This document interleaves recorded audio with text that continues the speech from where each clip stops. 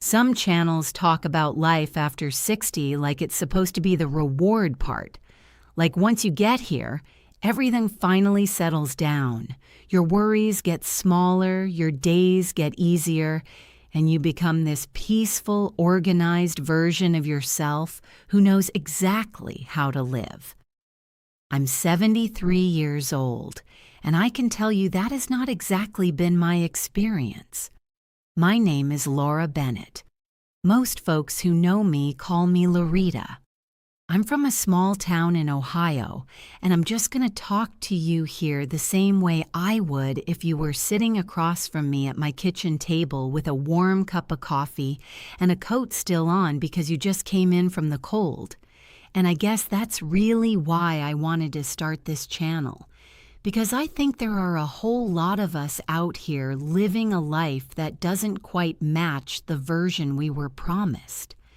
Not a terrible life necessarily, not always a dramatic one, but a life that turned out more complicated, more expensive, more tiring, more emotionally mixed up, and at the same time, more revealing than we expected.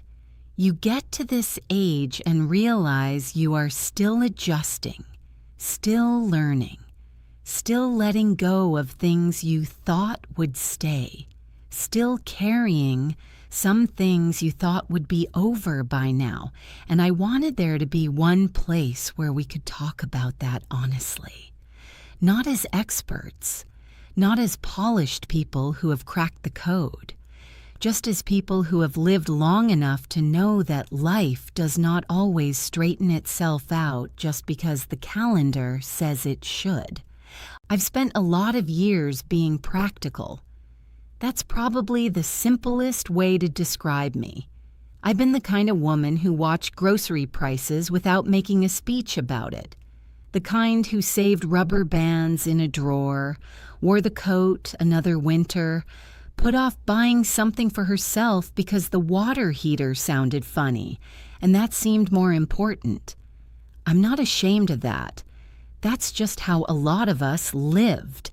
You do what needs doing. You raise people, you pay what you can, you stretch things, you fix what still has a little life left in it, you keep moving. And when you do that long enough, you start to believe that someday there will be a clean handoff into easier years. Not perfect years, just easier ones.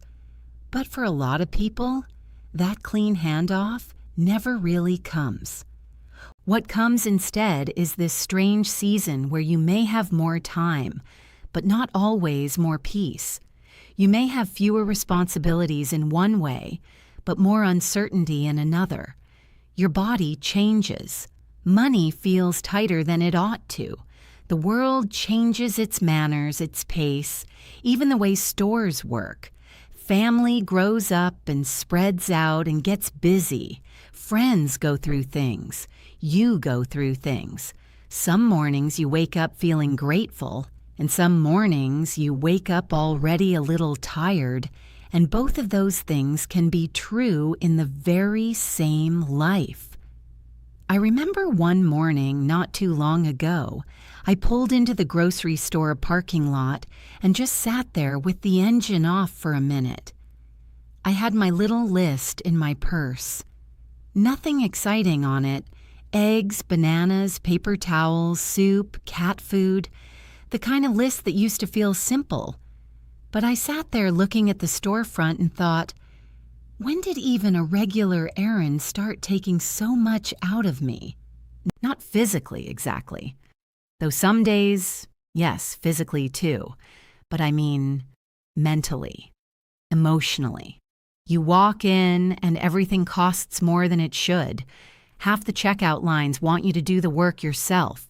The labels are smaller. The floor feels harder. You forgot whether you needed dish soap or already bought it. You stand there comparing two brands of cereal like it's a legal decision.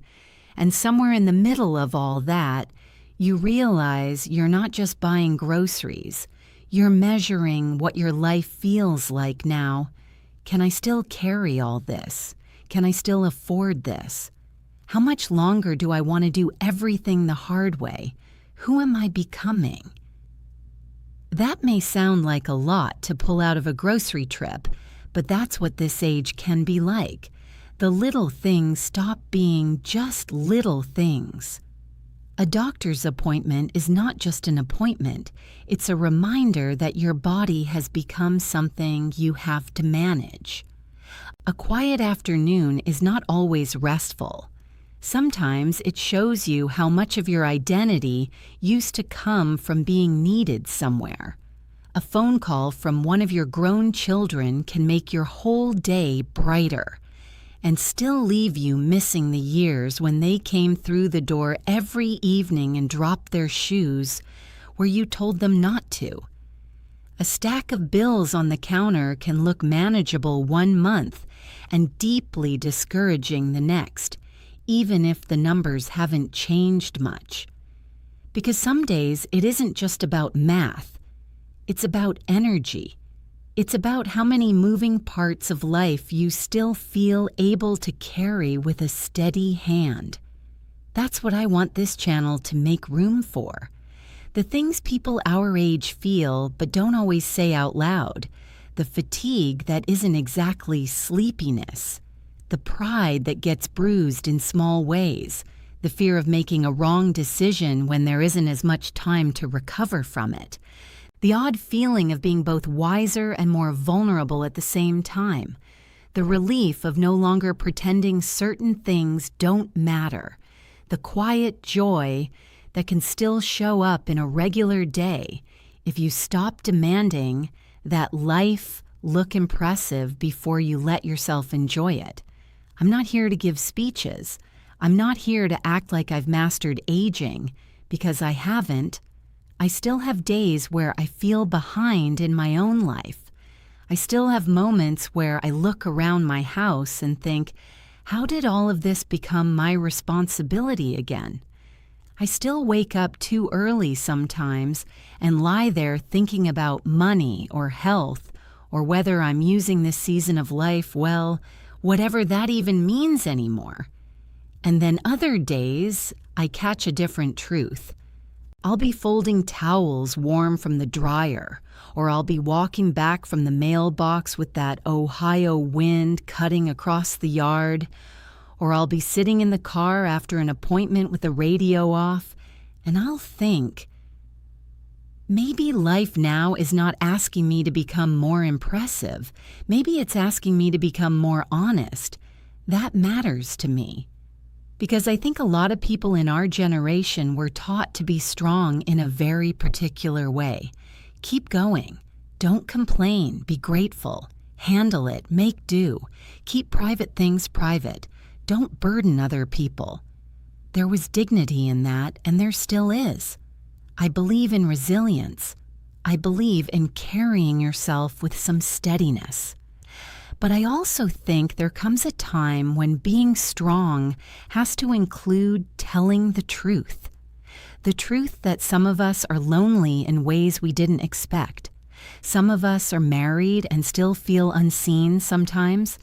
Some of us love our children deeply and still struggle with the changes that came when they built lives of their own. Some of us are doing all right financially on paper, but still feel the edge of worry because one big mistake or one health problem can shift everything. Some of us thought retirement would feel freeing, and instead it feels shapeless. Some of us thought slowing down would feel peaceful, and instead it first feels unfamiliar. And some of us are carrying grief that doesn't always have a dramatic name. It's not always widowhood or tragedy. Sometimes it's just the grief of realizing a version of life has ended, and nobody really tells you how to make peace with that. That is why I'm here. This channel is for conversations about the real texture of life after 60. Not the glossy version, not the defeatist version either. The real one. The one where your knees might ache and your heart still has something to say. The one where money matters, health matters, family matters, Dignity matters, and peace of mind matters more than it used to. The one where you may not be chasing big dreams anymore, but you are still trying to live awake, still trying to understand what this season means, still trying to hold on to yourself while letting life keep changing. And I think that deserves respect. I also think it deserves company, because one of the hardest parts of getting older is how easy it is to start feeling like your private worries are somehow just yours, like everybody else has adjusted better, like everybody else found the right rhythm and you're the one still standing in the hallway wondering what happened to the old map. I don't believe that anymore. I think there are far more people living quietly complicated lives than anyone admits. People who look fine from the outside. People who still smile, still show up, still pay their bills, still say they're doing okay. And they are doing okay in a way.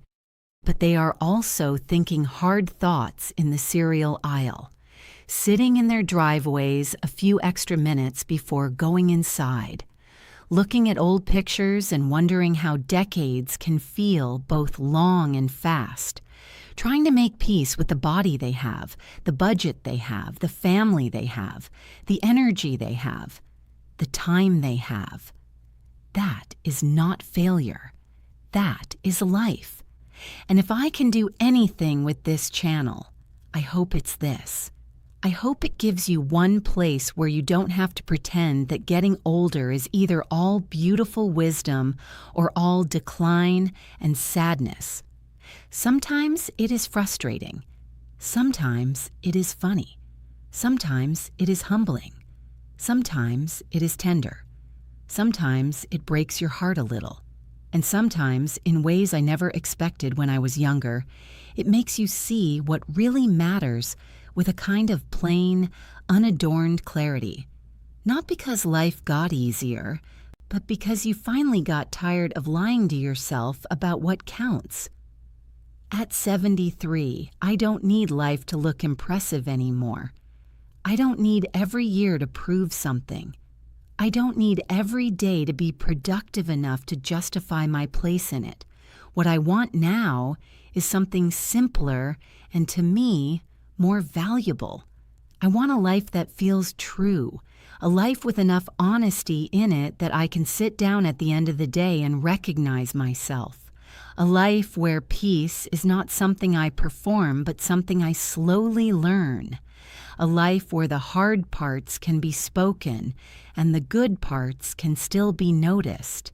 So if you've made it to this season of life and found that it looks different than you imagined, if you've been strong for a long time and you're tired of shallow conversations, if you still have questions, worries, memories, tenderness, and a little bit of fight left in you too, then you may feel at home here.